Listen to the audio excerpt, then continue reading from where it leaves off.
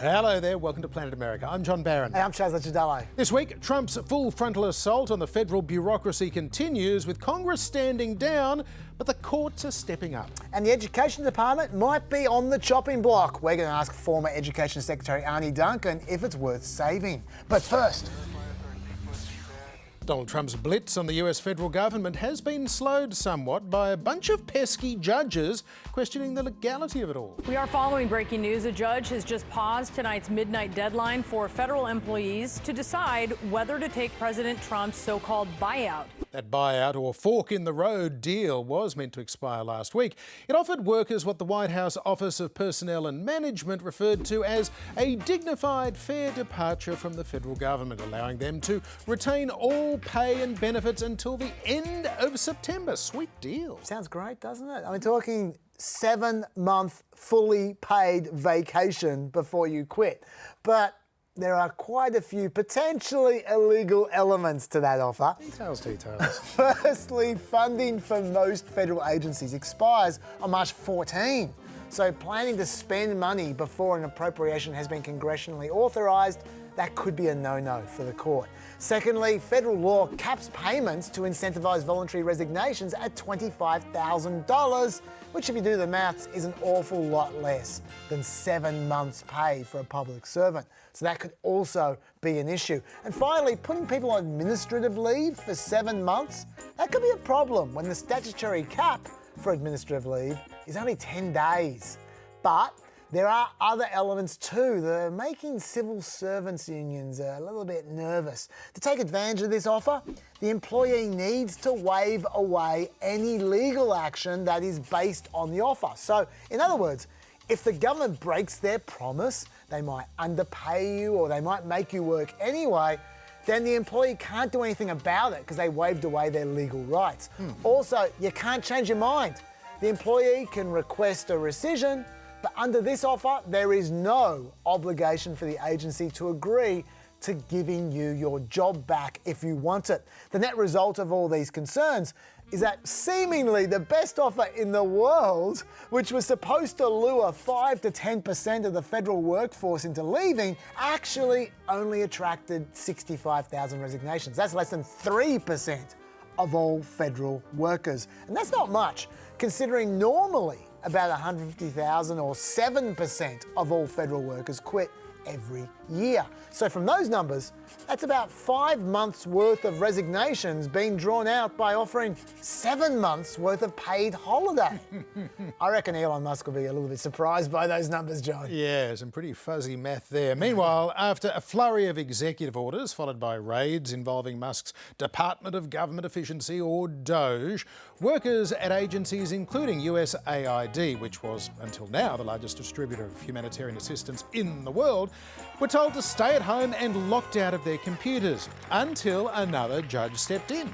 It was a scene that moved some in Washington to tears. Workers pulling down signage at the U.S. Agency for International Development, targeted by President Trump for closure. But he lost a round in court Friday, a judge halting the president's plan to put 2,200 USAID workers on leave. So there are now literally dozens of cases before the courts, some of which could prove to be major test cases of presidential powers. I reckon out of those cases, the biggest one involves the Treasury Department. Now, I told you on Friday about how DOGE had been seemingly let loose with full access to a Treasury database that contained $6 trillion in government transactions, and they were reportedly adding code to that database that did God knows what. Well, a federal judge has now temporarily blocked DOGE from accessing any Treasury Department records. And those who did access the records now have to immediately destroy all copies of whatever they download from Treasury systems. They're going to have a proper hearing about this on Friday, although the government is already appealing. It does seem reasonable to me, but it doesn't seem reasonable to the Vice President. JD Vance tweeted out, if a judge tried to tell a general how to conduct a military operation, that would be illegal. If a judge tried to command the Attorney General how to use their discretion as a prosecutor, that would be illegal. Equally, judges aren't allowed to control the executive's legitimate power. Look, I'd say in this case, the judge is trying to control what the judge sees as the use of illegitimate power. But look, that's for the Supreme Court to decide, I guess, John, in about, a month? Yeah, I think JD maybe skipped the class on separation of powers when he did that law degree of his. But look, it is the power of Trump's hatchet man, Elon Musk, that is gaining the most attention right now. Time magazine created this image for their cover this week. Musk sitting behind the president's resolute desk in the Oval Office. Just the kind of thing that might really bother Donald Trump, you suspect. Journalists, quite helpfully, asked the president about that during his meeting with the Japanese Prime Minister this week. Is Time magazine still in business? I didn't even know that. Elon is doing a great job. He's finding tremendous fraud and corruption and waste. And Trump's favourite example of waste at USAID is this. We identified and stopped $50 million being sent to Gaza to buy condoms for Hamas. Wait, how much? 50 million. And you know what's happened to them? Well, I could take a guess. They've used them as a method of making bombs. How about that? How about that? Condom bombs. The New York Times fact checkers were dubious of that claim.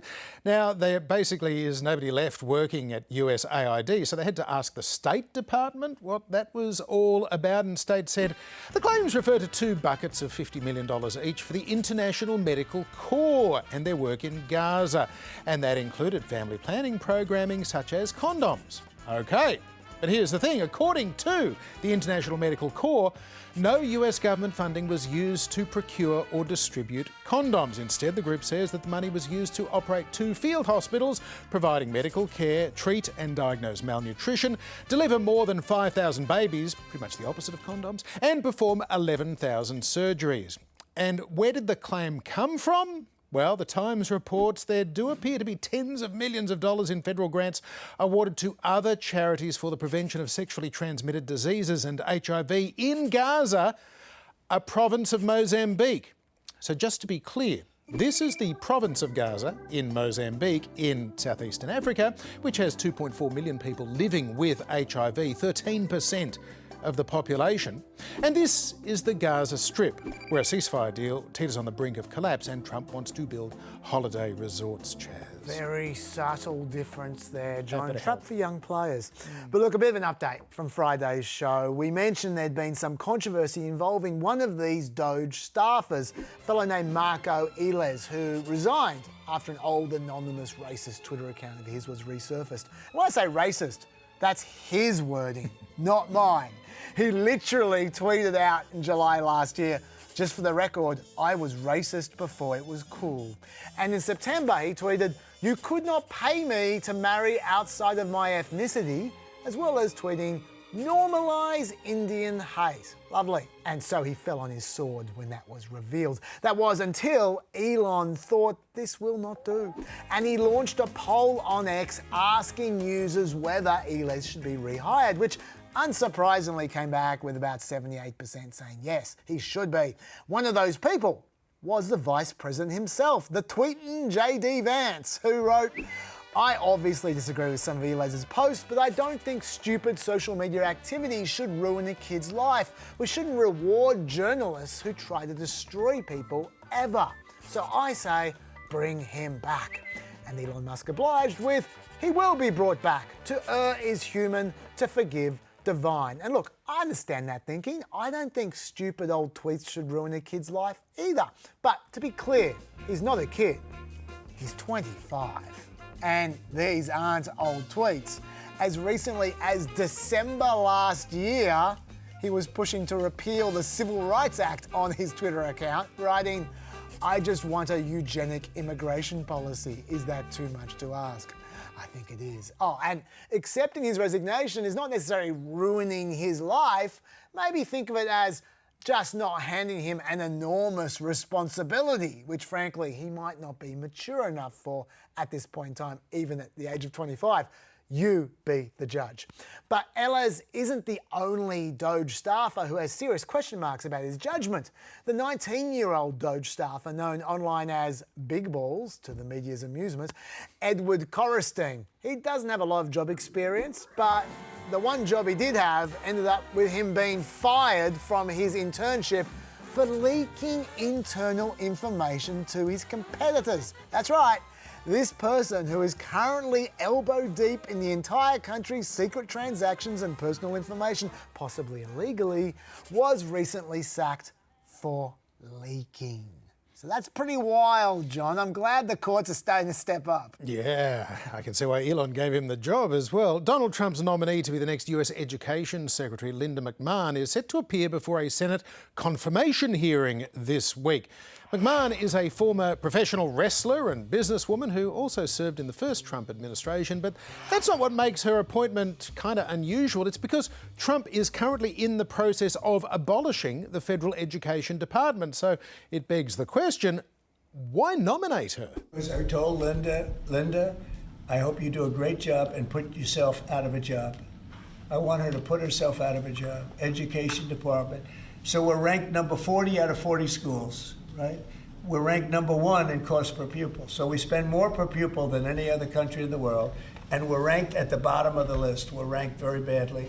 Well, not exactly. Fact checkers actually say Trump is wrong about where the US ranks in education spending and outcomes, and that neither claim is accurate. They say that US high school students perform at an above average level in science and reading and a little below average in maths. Meanwhile, a delegation of Democratic lawmakers went to the Education Department's Washington headquarters last week hoping to speak to the acting Education Secretary, Denise Carter, but they were denied entry into the building. He's going to stand here and tell the members of Congress who are elected, who vote for the funding for all of them in this building, and for the student loans, and for the Title I families, he's going to tell us that we can't come in and talk with anybody. And when another Democrat, Congressman Maxwell Frost, protested about that on Twitter, Elon Musk responded, "What is this Department of Education you keep talking about? I just checked, and it doesn't exist." Always the diplomat, Elon, but it's not like Trump didn't make his intentions quite clear on the campaign trail last year. Your state is going to control your children's education. We're moving it out of Washington. And now Republicans like Louisiana Senator John Kennedy have a pretty blunt message for Trump's opponents. To my friends who are upset, I would say with respect, call somebody who cares. They better get used to this. Maybe with respect, call someone who understands how the government works, because there is widespread agreement in both parties that an executive order is not going to shut down the Federal Department of Education. It would take congressional action because it was created by Congress, so only Congress can eliminate it. Furthermore, many of the Education Department's core functions have also been stipulated by Congress, like having an Office for Civil Rights, an Office of Elementary Education, an Office of Secondary Education, as well as a Federal Student Aid Office. And that helps to explain what this department actually does. It doesn't teach. It provides extra funding for high poverty K-12 schools. It provides funding for students with disabilities. It oversees the $1.6 trillion student loan program and also offers scholarships for poor university students. It enforces civil rights laws in schools. And it does all this with basically 50-50 approval. 44% having favourable views and 45% having unfavourable views. Critically though, John, especially Republicans have unfavourable views. That's why it's on the chopping block right now. But if you got rid of the Department of Education, what would happen? There'd be a huge funding gap. We're talking 6% of teachers' jobs gone, especially in poor areas. This map here shows where the most teachers would be at risk. And have a look. It's 4 red states, many of them quite poor, that the damage will be greatest in if Republicans eliminated the department, as well as in 2 purple states. So that's all a bit ironic. It's not hurting the Democrats, it's hurting Republicans, especially when you consider how much Trump is enjoying using the Department of Education right now to set cultural standards for schools nationwide. He only just signed an executive order establishing a 1776 commission to promote patriotic education in schools, whatever that means. And his executive order banning transgender girls from playing girls' sports in schools gave him easily the best photo op of his term so far. That was gold. Who knows, John? With some help from the courts, the old department might just live to fight another day yet. Maybe they will. For more, we are joined by Arne Duncan. He served as the US Education Secretary during the Obama administration. He's also a former CEO of the Chicago Public Schools. Arne Duncan, welcome back to Planet America. Thanks for having me back. Great to see you guys. So the Department of Education was created by Congress. It is still funded by Congress. Can President Trump just get rid of it? And if he does, what happens to all that money? Yeah, this is a very, very complicated and scary and dangerous times that every day things are frankly getting worse. And I don't know how this movie ends. The short answer to your question is he cannot abolish the Department of Education. That would take 60 votes from the Senate. That is never going to happen. So that's another sort of false campaign promise he's made. However, he can weaken the department. He can try and dismantle the department. Literally today, I was hearing from colleagues that he's trying to eliminate certain pieces of the department.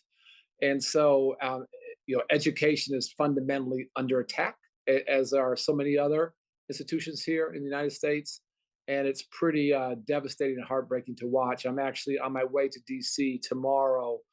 Don't know what, if anything, I can do, but to try and support my former colleagues. Arne, why would you say a federal education department is so important? Well, I say all the time that, education should be the ultimate bipartisan or nonpartisan issue. And, I happen to be a Democrat, happen to work obviously for a Democratic President, Barack Obama. But none of us have monopoly on good ideas. And this is nation building work, having more of our babies get off to a great start with high quality pre-kindergarten, raising third grade reading scores so that our students are reading at grade level, increasing high school graduation rates, having more young people go to college but graduate. That's in our nation's best interest. And a strong, military is our best defense, but a great education system is our best offense. And we have a long way to go. There are lots of challenges, but dismantling the department, reducing educational opportunity is obviously not nation building work. It's nation destroying work. And that very candidly is the trajectory, is the path that Trump wants to go down. You've worked at the local and state level of education as well as at the federal level. What is wrong with the idea of giving those billions of dollars over to state and local officials to decide for themselves what they're going to spend it on in their education systems rather than somebody back in Washington making those choices for them? Well, it's a fair question. It's not quite accurate. The vast majority of funding for K-12 education in the United States comes at the local level, state and local. At the federal level, it's usually 8-10%. So it's the minority investor. And it's really to support our most vulnerable students. It's to support children who live below the poverty line to get the resources they need. It's to support children with special needs who have what are called IEPs, individual education plans. It's to support English language learners. It's to support rural students. Billions of dollars for Pell Grants to make college more affordable for young people who happen to be born on third base with a silver spoon in their mouth. And so to attack the most vulnerable, when ideally education is a path out of poverty, it's the best way to have upward economic mobility. We're just absolutely cutting off our nose to spite our face. And unfortunately, this is a recurring theme from Trump from his first term, is to somehow try and protect the powerful and attack the vulnerable. And we're just seeing that on steroids the second time around. Arne, as long as I've been following US politics, I've been reading stories about how badly American students are supposedly going. Is that just news hype, or are American schools actually failing students in some capacity at least? And if so, how do you fix it? It's a complex, nuanced story that you need to get below the headlines. So as you know, we have 50 states. We have 15,000 school districts. So we have amazing states, Massachusetts being at the top. You have states in the middle and states at the bottom. You have 15,000 school districts, many that are doing a remarkable job, others that are really struggling. And so I'm always trying to look, who are the high flyers? How are they getting better? What are they doing? And who are the laggards? And who is holding stuff back? And the fact of the matter is that many of our highest performing states are led by Democrats because they invest in education. I live in Chicago, Illinois. On the recent tests, Illinois improved because they're investing in education. Tragically, many of the lowest performing states are led by Republican governors because they starve the systems and don't fund education and don't want to pay teachers well. And for me, that's there's no win in that. You don't want to ever see kids lose and schools lose. So there's tremendous variation. If you look at the bigger numbers, do we have a long way to go educationally? Absolutely. Am I content with progress? Absolutely not. And the irony in this debate about giving things back to the states is basically states already have control and it's not working well. And if you look at high-performing countries across the globe, the ones that are really moving the needle, frankly, have gone the other way. They have moved to a national system because it's of national importance. They want to have a strong military for defense and a great education system. It's the best offense for a country. And so, again, if you're serious about improving student outcomes, everything, literally everything we're seeing from the Trump administration moves exactly in the wrong direction into a faster downward spiral. Arne Duncan, thanks for being with us on Planet America. All right, thanks, guys. Good to talk. Take care of yourselves. Oh, and if you're wondering, could that possibly be the same Arne Duncan who played professional basketball for the old Eastside Melbourne Spectres in the late 1980s as an import from the States?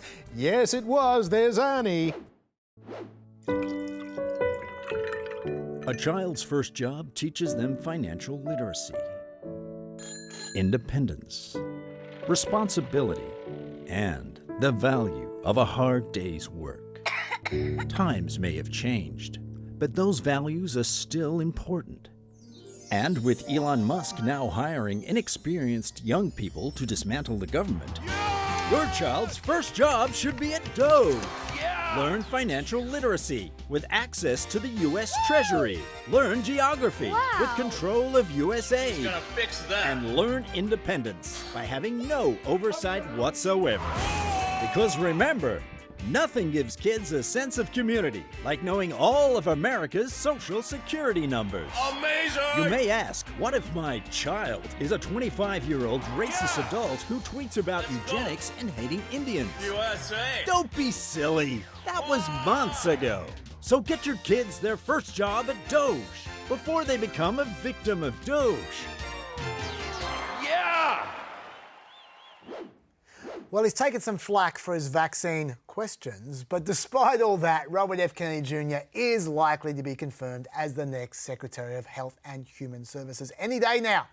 And his push to reduce America's reliance on processed food has struck a chord. Here's Melina Wicks with the briefing.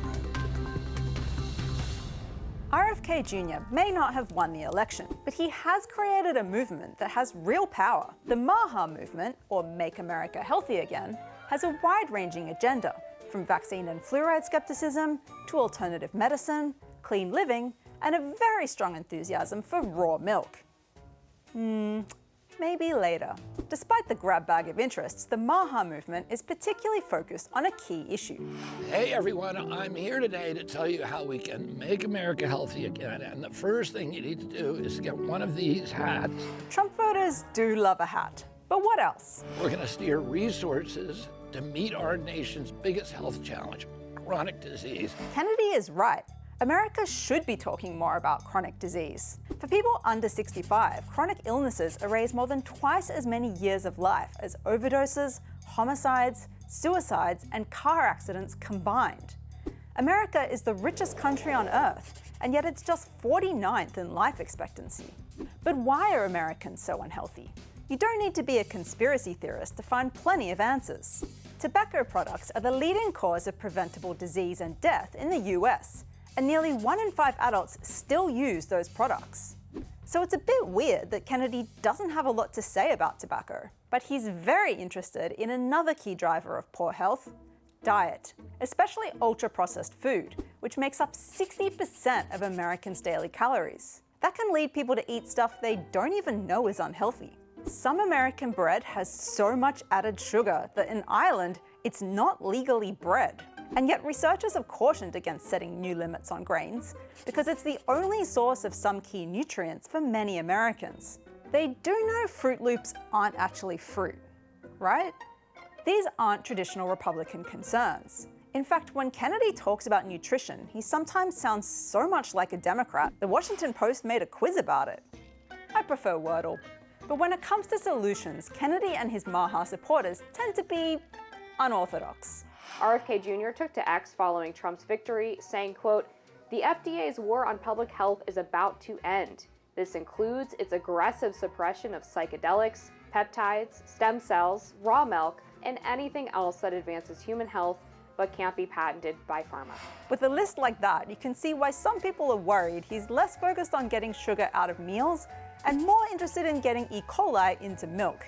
Trump has pledged to empower RFK Jr. He wants to do some things and we're going to let him go to it. Go have a good time, Bobby. That does sound more like a grandpa who's just gifted a kid some firecrackers, but sure. So what could Kennedy actually do?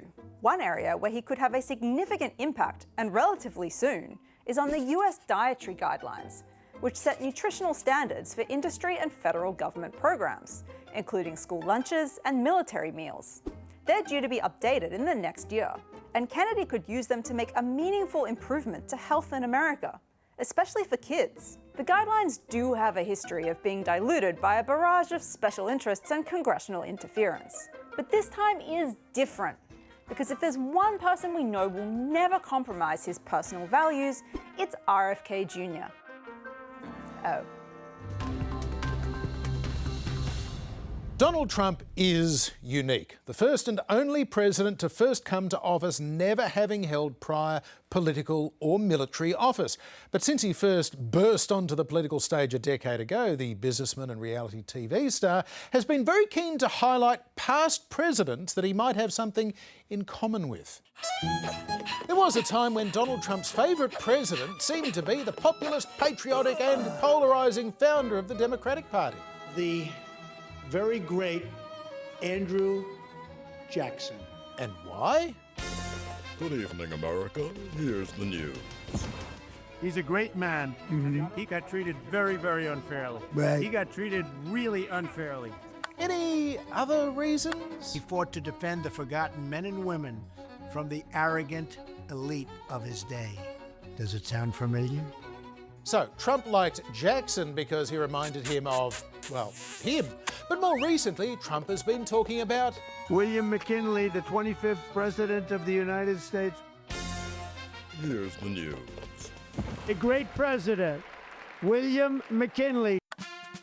William McKinley was elected president in 1896 and he's remembered for a few things like going to war with Spain and claiming colonial spoils, including the Philippines, Guam and Puerto Rico, as well as occupying Cuba. He expanded American trade with the world while imposing tariffs on imported goods, and he got shot by an anarchist. He was a very successful businessman who believed strongly in tariffs. He ran for the Senate, he won. He ran for the presidency, he won. He was ultimately assassinated in his second term, but he made the country very rich. So, McKinley also reminds Trump of, well, himself. Trump is imposing tariffs, threatening to annex other countries, although, unlike McKinley, Trump survived his attempted assassination. And now Trump has renamed America's highest mountain peak in Alaska. We're going to rename Mount McKinley into Mount McKinley because he was a great president. But the fact is, till Trump came along, McKinley was all but forgotten, overshadowed by his own vice president who succeeded him in office, the youthful Theodore Roosevelt, who also gave his name, of course, to the teddy bear. So, is history repeating? If so, maybe future generations of children will be cuddling the JD bear. Just a thought.